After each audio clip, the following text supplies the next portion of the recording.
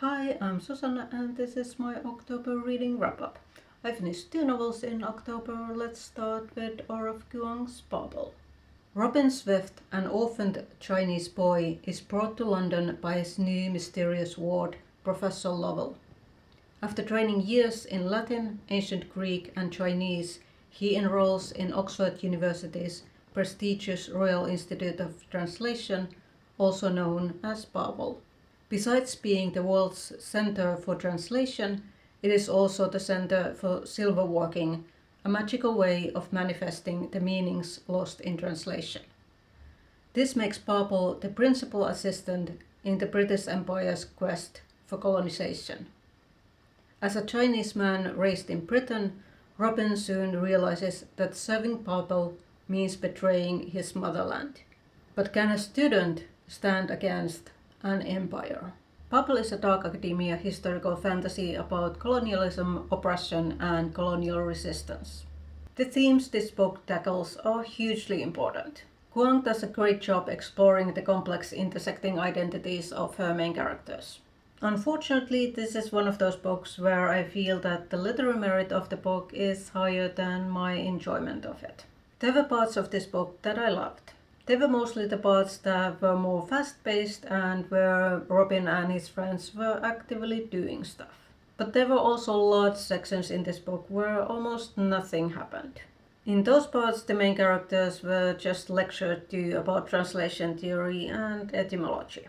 And I'm someone who loves translation theory and etymology. However, the exposition sections of this book dragged on too long and I didn't feel like I was learning anything new.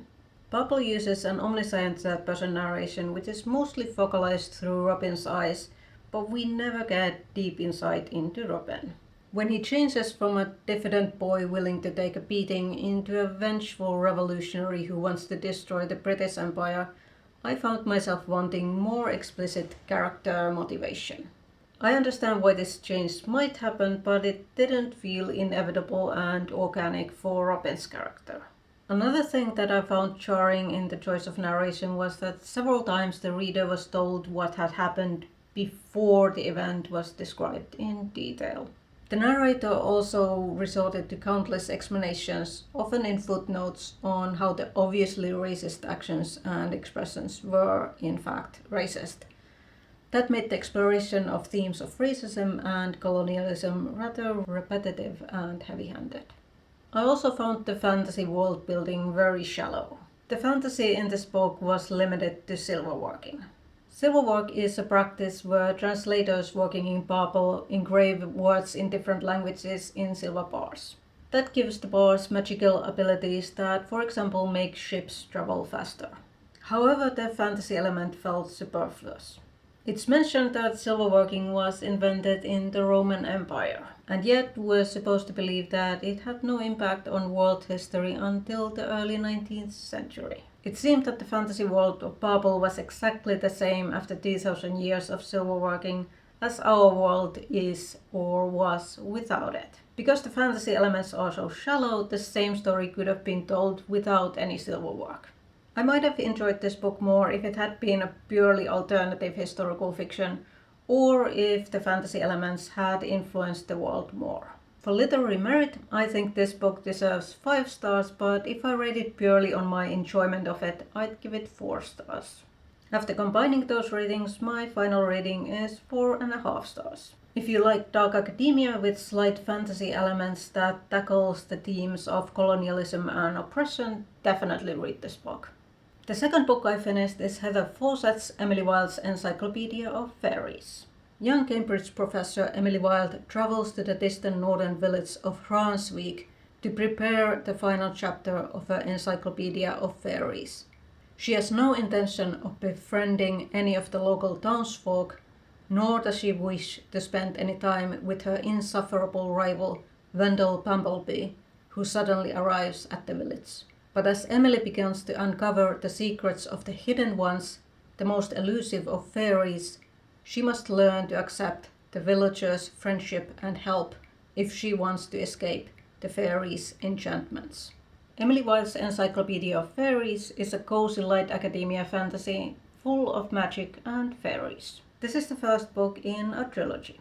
I loved the main character, and her social awkwardness reminded me of myself. Her growing friendships with the rest of the cast of characters were adorable.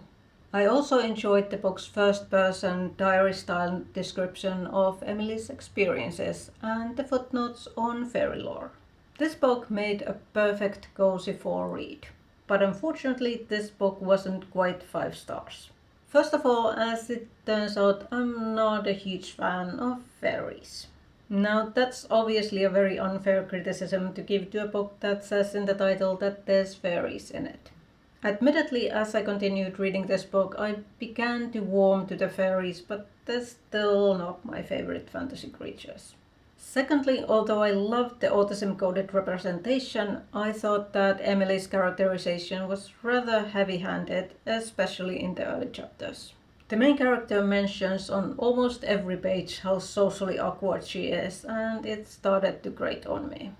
I would have preferred a little bit more showing rather than telling. However, toward the end of the book there was less telling how socially awkward Emily is, and the story started to flow better. I also wasn't 100% sold on the ending. It felt rushed and made Emily a little too much a damsel in distress who needed to be rescued by other people. It did make sense in the context of the book and its themes, however. The lesson Emily needed to learn was not to be so self-reliant and learn to accept help from other people. And Emily was an active character throughout the climax.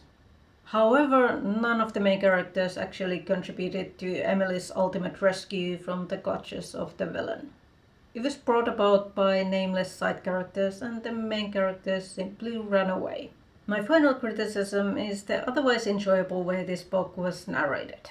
The book uses a diary format which had severe limitations. The narration happened after the fact, which kept the reader at a distance from the action. The story already had rather low stakes, which makes it a great cozy read, but the stakes became even lower when the main character is clearly narrating the events from relative safety after the action has already happened and we know she has survived the ordeal. There were also a few cases where the narrator implied knowledge of things that would happen only later. The novel is set in 1909, but there isn't really anything that gives you a sense of the time period. There are no mentions of historical events or inventions. A few things, such as women's role in academia, smacked a little anachronistic. For example, the first female professor in Cambridge was appointed in 1939, 30 years after the events of this book. But who knows, maybe the existence of fairies made this fantasy world less patriarchal. This isn't really a criticism, more like a question. It would be interesting to know why the author chose this particular year for her story when it plays no obvious role in the story, and the book could have easily been set a little earlier or later as well. The story felt more timeless than grounded in any actual time period. All in all, I gave this book 4 stars.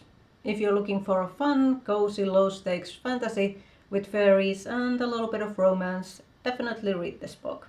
In October I also read a bunch of my old school books, but I won't be talking about them in this video.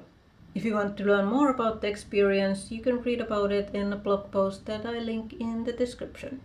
I'm currently reading Six of Crows by Leigh Bardugo, and I'm hoping to finish that, as well as Crooked Kingdom in November. Those were the books I finished in October.